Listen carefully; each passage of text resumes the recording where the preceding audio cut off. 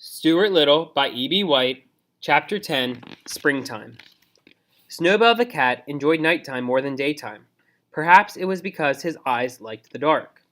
But I think it was because there are always so many worthwhile things going on in New York at night. Snowball had several friends in the neighborhood. Some of them were house cats, others were store cats. He knew a Maltese cat at the A&P, a white Persian in the apartment house next door, a turquoise shell in the delicatessen, a tiger cat in the basement of the branch library, and a beautiful young Angora who had escaped from a cage in a pet shop on 3rd Avenue and had gone to live a free life on her own in the tool house on the small park near Stuart's home. One fine spring evening, Snowball had been calling on the Angora in the park. He started home late, and it was such a lovely night, she said she would walk along with him to keep him company.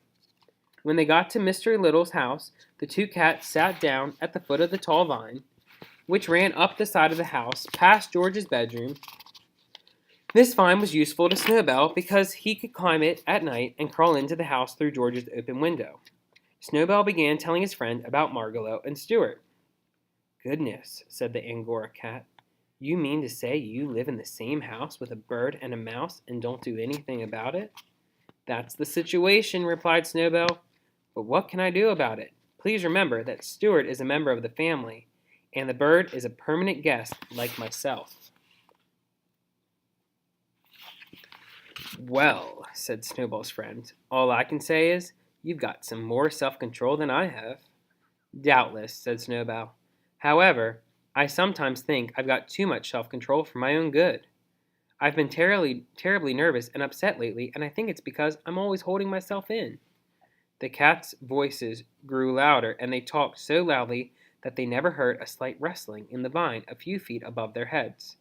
It was a gray pigeon who had been asleep there and who had awakened at the sound of cats and began to listen. "This sounds like an interesting conversation," said the pigeon to himself. "Maybe I'd better stay around and see if I can learn something." "Look here," he heard the Angora cat say to Snowball. "I admit that a cat has a duty toward her own people, and that under the circumstances it could be wrong for you to eat Margalo. But I'm not a member of your family, and there is nothing to stop me from eating her, is there?" "Nothing that I can think of offhand," said Snowball. "Then here I go," said the Angora, starting up the vine. The pigeon was wide awake by this time, ready to fly away, but the voices down below continued. "Wait a minute," said Snowball. "Don't be in such a hurry. I don't think you'd better go in there tonight." "Why not?" said the other cat. "Well, for one thing, you're not supposed to enter the house. It's unlawful entry, and you might get into trouble." "I won't get into any trouble," said the Angora. "Please wait till tomorrow night," said Snowball firmly. "Mr. and Mrs. Little will be going out tomorrow night, and you won't be taking such a risk. It's for your own good I'm suggesting this." "Oh, all right," agreed the Angora. "I guess I can wait, but tell me where I'll find the bird after I do get in." "That's simple," said Snowball. "Climb this vine, enter George's room through the open window, and go downstairs, and you'll find the bird asleep in the Boston fern on the bookcase." "Easy enough," said the Angora, licking her chops. "I'm obliged to you, sir." "Well, the old thing," whispered the pigeon to himself, and he flew away quickly to find a piece of writing paper and a pencil. Snowball said good night to his friend and climbed up the vine and went to bed. Next morning, Margalo found a note on the branch of a fern when she woke. It said, "Beware of a strange cat who will come by night." It was signed, "A Well-Wisher." She kept the note under her wing all day long, wondering what she had better do. But she didn't dare show it to anyone, not even to Stuart. She couldn't eat, she was so frightened. "What had I better do?" she kept saying to herself.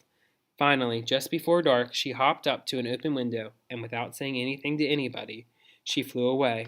It was springtime, and she flew north, just as fast as she could fly, because something inside her told her that north was the way for a bird to go when spring comes to the land.